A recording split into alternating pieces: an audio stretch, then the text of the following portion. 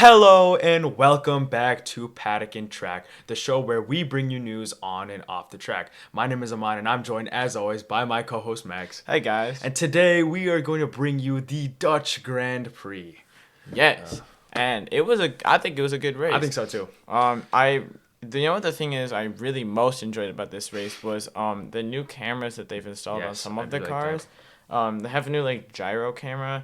It's really cool though to watch, especially at a track like this. Yes, because of all the banking corners and stuff like that. It's really cool. So, getting into the race then, qualifying was, well, it was somewhat bad for some teams and good for other teams. So, it was a good qualifying for McLaren, as we expect from them at this point in the season. Yes. But Verstappen did get up there in second, so that was pretty good for him, just because it's sort of better form than we've seen from him recently.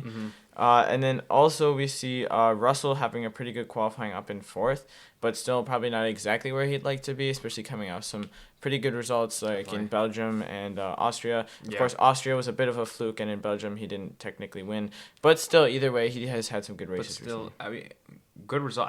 Decent result for Russell, but for the Mercedes team overall, not a great result. Yeah. Qualifying. Well, Hamilton really, he qualified 11th. He didn't make it out of Q2, and then he had a 3-place grid penalty. So that does say something about maybe their performance, that maybe they're not totally consistent. Hamilton was able to make up some positions through the race and do decently well, but still not where they'd like to be performing. Not at all, especially how they've been performing in the last few races. Yeah. We also saw kind of a mediocre qualifying for Ferrari. Leclerc in 6th and then Sainz down in 10th.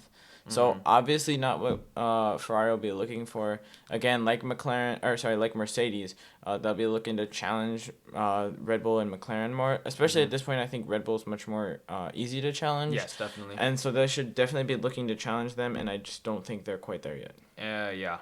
Next up, good qualifying for Aston Martin, strong qualifying for them, especially from past results. We see Fernando Alonso P7, Lance Stroll P8, so a good result for them. Yeah.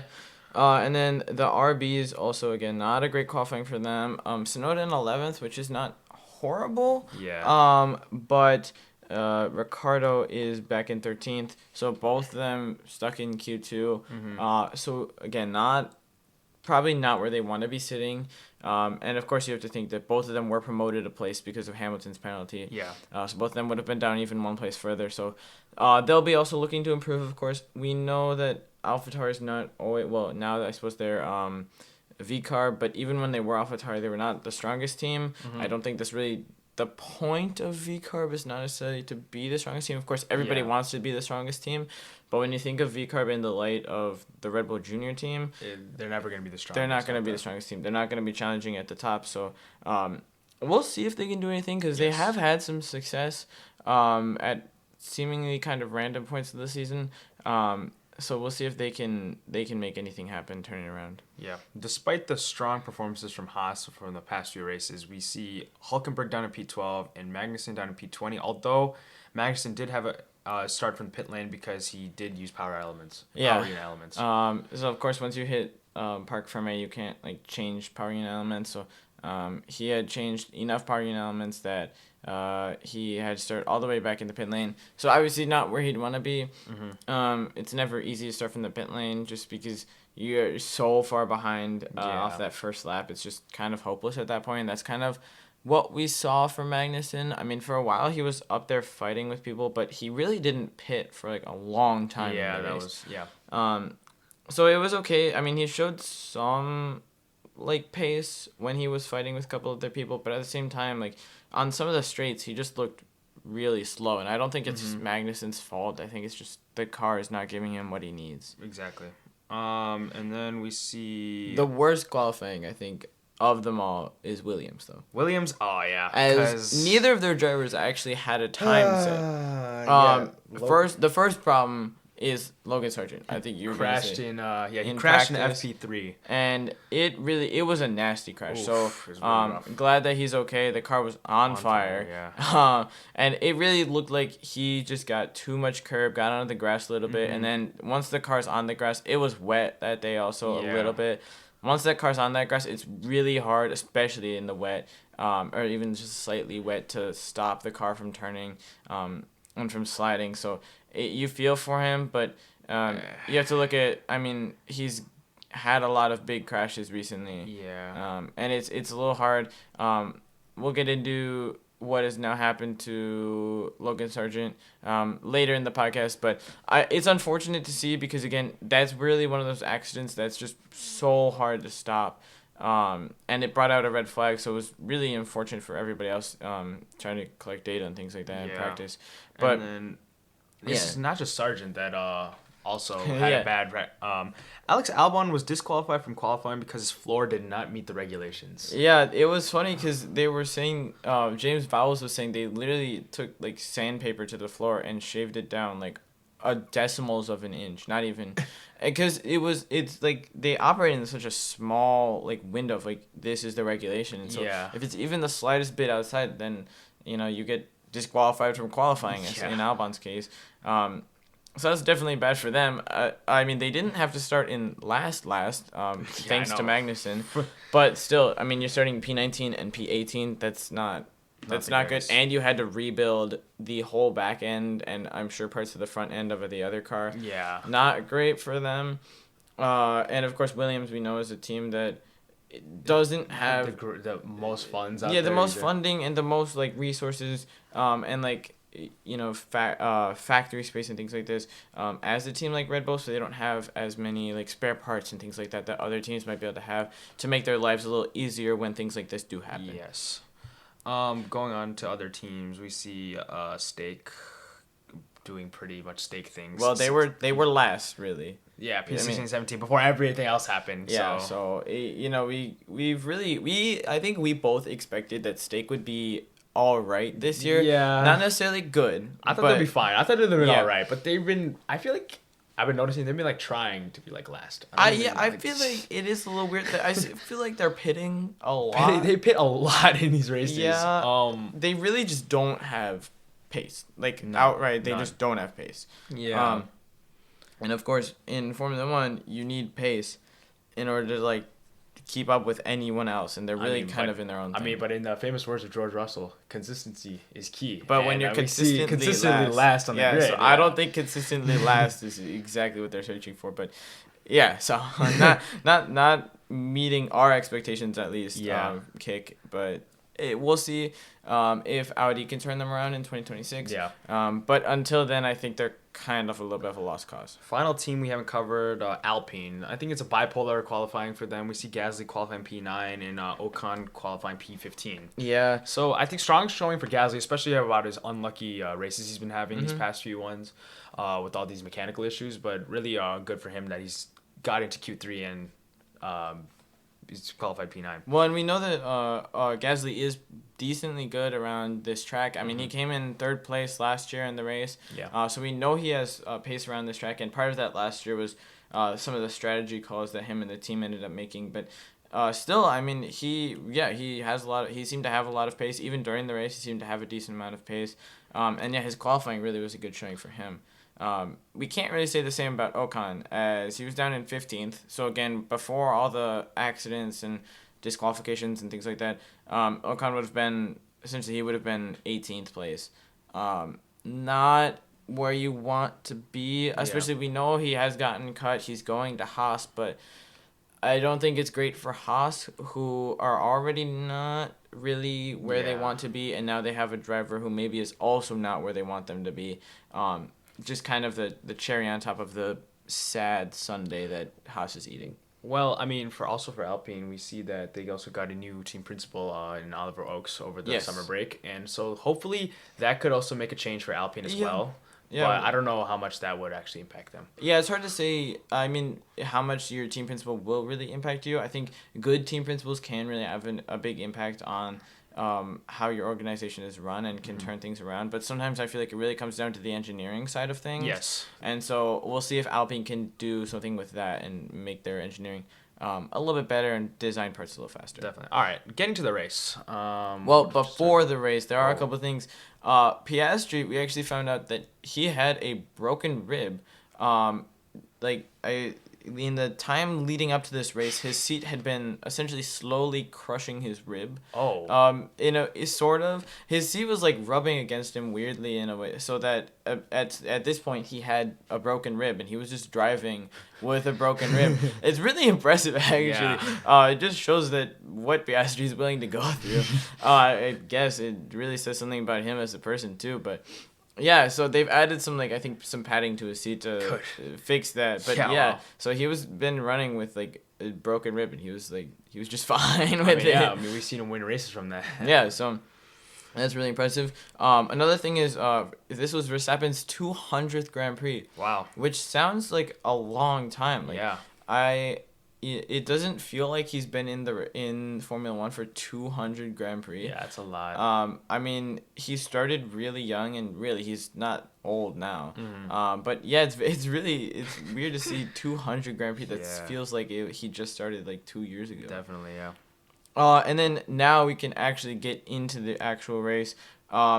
Norris again. No surprise. Not a great start. Him and Piastri both seem to have a lot of wheel spin off the line. Yeah. And that really is a big impact on your start. If you can't get the grip down, that means you can't get the power down, so you're not going to be as fast. And Verstappen had a much better start than Norris, and Russell had a decently better start than Piastri. It was not as good as Verstappen's start, but it was better than Piastri, which is what he needed. Definitely. I mean, also interesting stat here.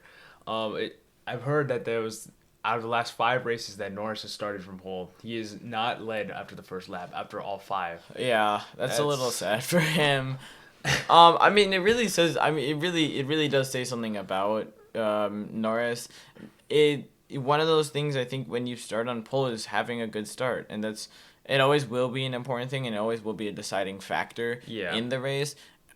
It's not always. I suppose I shouldn't say always will be, because there are times where you can really come back from that. But if you can if you start on pole and then you can convert that pole into just leading the whole time, I think that just makes your job a lot easier. Yeah, it makes it so much easier, especially in terms of things like tire and fuel management. You can really just is when you're maintaining a lead, it's so much easier than defending your lead, because now. Maintaining your lead, you're in fresh air, you're in clean air, so your car is you're just kind of gliding around the circuit. But trying to pass the leader, now you have to deal with the dirty air. You're using a lot of tires, using a lot of your energy system. So exactly. It's just easier if you could just be in the lead and then manage from there. Yeah, Norris really still needs to figure that out if he really wants to be a world champion contender. And then Piastri and Norris were both... Well, actually, Piastri less so, but Norris really was quickly dropped by Verstappen initially. Yeah. And he was out of DRS range by the end of the first lap, which is crucial because now they've moved when DRS is allowed to after the first lap. Yes. And so as opposed to in prior years, it had been after 2 laps. So that really is important to maintain that 1 second gap to within 1 second to the car in front of you. And Norris just couldn't really do that. Piastri held on for longer, but eventually he did fall away from Russell. Yeah. But still, I mean, it's really important that they maintain that, and I think Norris was just not able to do that on those first couple laps. Yes. Also for this race, I feel like tire management also was a big factor into contributing to where you also stood, because we saw Hamilton. He was one of the few drivers that started on the soft compounds, and he gained a lot. He gained 3 places in 10 laps initially, and he was still gaining places before everyone else started pitting, which was, I feel like it was crucial because everyone else was also starting on the mediums, and it also provided how much the softs actually did work for Hamilton as well. Well, yeah, and that was an important thing for Hamilton to start on the softs because he was starting so far. Well, I suppose not that far down the order, but further down the order than he should have been. And so it was a good idea for him to get on the softs and to fight for some positions, and he was able to make those tires last a long time. Yeah, definitely. He had 2 fresh sets of soft tires because he wasn't in Q3, so that was helpful for him, of course. But still, even he really stretched those tires out for a long time. Yeah. And was pitting around the same time as the people that were running on mediums. Yeah. So I thought that was really impressive that he was able to get those tires to go that long, just considering that those softs oftentimes do not want to last that long. No, definitely not. And then by lap 17, we see Lando Norris is really catching Max Verstappen.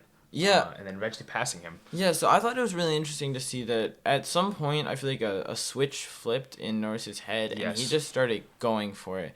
And he was catching Max fast. Max hadn't built like the biggest gap on Norris, but it was substantial nonetheless. It's enough that it's like concerning if you're Norris. Yeah. And Norris really came back at him, and by lap 17, yeah, he was right on the back of Max and passing him down the straight. It looked really easy though for him. Yeah, it definitely did. With the DRS, he was really catching fast, and there was a little bit of competition for Max, but he couldn't really do anything. No. Norris just looked so quick. It's just that McLaren, that car is just at that point, it just comes down to the battle of the cars at that point, and who's faster. And we know for sure that McLaren is the faster car in this situation. And that really shows something like we've talked about. I mean, who has the faster car? That really shows that McLaren does have the faster car. Norris really seems to have the pace and the skill to take it to Max Verstappen, and the car is definitely there with him. I think Piastri in some races looks better than Norris, and some looks a little worse. I feel like this is one of the races where he's looked a little worse. Yeah. He's not far off of Norris, but he looked a little worse this race. Yeah. Compared to Norris, but really Norris definitely has the car, I think, to take the championship fight to Max Verstappen. Yes. He just needs to. We've talked about it before, but he needs the consistency. He does. He needs to be able to convert poles into wins, and he needs to be able to lead on the first lap, things like that. Yeah. Those are things that I think are important for him, that he needs to really get under his belt if he wants to be a world champion. Definitely. And then as you mentioned before, that Piastri did not. It's one of the worst races for Piastri. I wouldn't say it was one of his worst. He was still good. Yeah, but it just wasn't as good as Norris. Compared to his strong showings from before. I feel like it's one of his on not the better side though. Yeah. Because we see Russell and Leclerc are catching him, and we see that Leclerc does eventually pass him later in the race. Yeah, well, and part of that was due to pit stop strategy, but and Russell was really pulling out a decent sized gap on Piastri, and Leclerc was catching from behind, and so that is one of those things that you look at and you're like, okay, well, so the Ferrari does not have as much pace as the McLaren. No. And at this point, realistically, probably the Mercedes in this race looked like it did not have as much pace as the McLaren. I think it came down to Piastri. And, I think he's still a good driver. Yeah. And, I mean, he finished the race in P4. That's not a bad result. Yes. It's just when you compare him to his teammate, who is the most easy to compare to because they're in the same car, he just wasn't as good this race. Definitely. And then we see that a lot of drivers were having problems with wind, especially through turn 10. And it's funny to think that like wind is really throwing them off their game and off their course. But it really does. When you're that low to the ground, the wind really affects you. And especially how aerodynamically efficient they are. When there is like a big gust of wind, even not that huge of a gust of wind, but some wind, it really impacts you. Yeah, it's many of the drivers were complaining about the wind, and also had to change their brake sensitivity as well. Yeah, so a lot of things you can change on their steering wheels. Things like the differential and the brake bias are things that they'll want to be adjusting through there, just to give them a little extra or better feel with the car and make it feel less like it's moving around under them. And then we saw Leclerc pitting for the undercut. It did seem to work pretty well for Leclerc. Russell tried a similar strategy. It didn't seem to work as well for him, and I think that was probably because Piastri was pitting closer to Russell. Leclerc pitted pretty early in comparison to Russell and Piastri, and then he was able to maintain that lead over Piastri and Russell. But I think for Russell, it just didn't work out as well. Maybe if he had pitted like a lap earlier, it might have worked a little better. But of course, he pitted to cover off Leclerc. Also, and so not just that, his pit stop was also a second slower than it should have been too, and that second really made a difference. In where he came out of the pit lane. Definitely, yeah. And that probably could have helped him in his fight against Piastri. We did see Piastri catching up and then passing Russell, so it's hard to say if Piastri would have been able to catch up, even if Russell had a good stop. But even so, you're right. Yeah, the pit stop definitely hindered him. It made his life harder, if nothing else. Yeah. And then we also saw the hards were pretty quick. Russell was able to get the fastest lap, and then eventually, as the tires warmed up for Piastri and Norris, they were basically trading off fastest laps. Yeah. They were very quick. We saw Hamilton later in the race pitted for softs again, got the fastest lap, and then Norris was able to take it back from him on the old hards, which we've talked about before, that the McLaren really seems to come alive on those old tires. Yeah. Again, something that we're seeing, but also just that they're able to manage those tires so well, and those hards really carry them throughout the race. Definitely, yeah. And then Piastri, again, on the new tires, really seemed to have a lot more pace when compared to Russell, especially. It was strange to watch because he had caught up to Leclerc and then he seemed to fall back, so maybe he had lost some of the energy in his energy recovery system or something like that. But really, he seemed to have a lot of pace, and then it seemed to sort of fall off. So maybe that was something with tire degradation as well. But yeah, so it was strong from Piastri after those pit stops, but not strong enough to get that podium. Yeah. So we see Lando really building a huge gap to Verstappen. I think he eventually reached like 20 seconds when he crossed the finish line. Yeah. But it really goes to show how much like we mentioned earlier, if you're leading the race, you maintain that lead, it's just going to get so much easier for you. And if he just did that initially, it would have been so much easier for Lando to win it as well. Yeah, I think we would have seen even a bigger gap than we did. But yeah, 20 seconds is obviously a very, very comfortable gap. It reminds me of last year seeing Max Verstappen out in front. Yeah. And just winning by these huge margins. And then, like I said, all he has to do is maintain that. Exactly. If he wants to take the fight to Max, I think he has a shot, assuming that Max doesn't do the best. I think he essentially needs to win more races at this point. Yes, definitely. But in addition to that, I think Lando would hope that Max starts to find problems, more problems than he already is experiencing. Yeah. And that will really help out Norris, because if the more problems that Verstappen has, the more points that Norris gains, the better chances he has. Right? So building up these huge gaps, and the fact that he can build the huge gaps shows and says something really important about Norris, and that he can be a world champion if he manages to keep it together. Yeah, he needs to fix the little things like race starts. It's some of those things are probably something that he really just needs to take time on the simulator and just do it over and over. Yeah. But some of it just comes down to he doesn't have the same experience. No, he does not. He's been in F1 for a long time, right? But Max Verstappen has almost double the amount of races. I mean, I remember last season, all those rookies that came in together, so it was Norris and then Russell and Albon all came in together. And recently even, they all had their 100th Grand Prix, and Max is now at his 200th. Yeah. So, of course, they're not at their 100th now. But still, Max has about double the experience that these two have had, or that those three, but in this case we're talking about Norris, that Norris has had. And so it's, it really comes down to that he just doesn't have the same experience, and he doesn't have the experience of leading races as much. No, not at all, because the McLaren has not been the greatest car over the past few years either, so he does not know really how to lead the race. As we've seen before the season, his best finish has been P2. Yeah. So he really doesn't know how to actually be at the top, and it's much of a new sensation for him. So it definitely, I agree with you how much also harder it is to catch up to that experience that Max Verstappen does have. Almost double that experience. Yeah. And another thing I liked it, I actually enjoyed watching, was the huge chain that was building up behind Gasly and P10, fighting over those last points position. So essentially Gasly in 10th, and then Albon, Alonso, Stroll, and Magnussen. So a huge fight between those four. Yeah. Or actually that's 5 drivers, sorry. Between those 5, and it was really, that's when it was the saddest to watch the Haas going down the main straight and just everybody goes past him. Yeah. I mean, one of those things is it comes down to how efficient is your DRS, but at the same time it's wow, the Haas is just not quick. Yeah.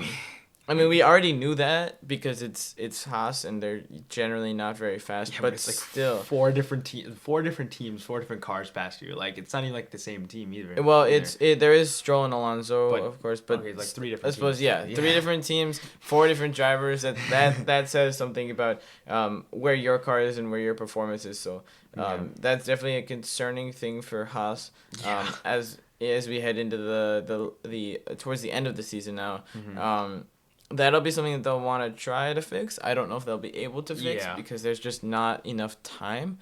But, it'll be something that they'll want to look at and want to improve on. Yeah. Well, One thing at the end of the race, Norris threw out he said simply lovely, and we know this is sort of Max's catchphrase. It feels a little cocky, just a little bit coming from Norris, who does not have many wins. no. Compared to Max Verstappen, who has 3 world championships. And this is his only second win. Yeah, so it's a little cocky to throw that out. A little bit. I know they are friends, of course, so it's probably all in good fun. But at the same time, it feels like a little, like, maybe just rein it in a little bit. A little bit, yeah. Let's not get too ahead of That's ourselves. also like the other issue with Norris too. I feel like he's also like it's getting to his head. A little bit, I think it has started to. Yeah. I think now when he does bad, it gets to his head. Yeah. More so when he does good, I think it's getting to his head maybe a little bit, but not as much as I feel like when he does bad now. Yeah. Then looking at the finishing order then, so again, Norris on top ahead of Verstappen, and then Leclerc finishing up the podium. Really for the Ferrari, I think it came down to strategy calls, that they made good strategy calls for this race, and they put themselves in a good position ahead of Piastri in 4th. Sainz in 5th, so not the best result, but something. And then Perez in 6th, so compared to his previous results, it's better. It's better. It's improvement for him. Russell down in 7th, so not a great race for him, especially Strong showing from Hamilton, P8. Yeah, from well, P14. yeah, considering he made up 6 places throughout the race, so that's it's still P8. It's not like it's not the But best. considering where he started from, I think it's pretty good. Yeah.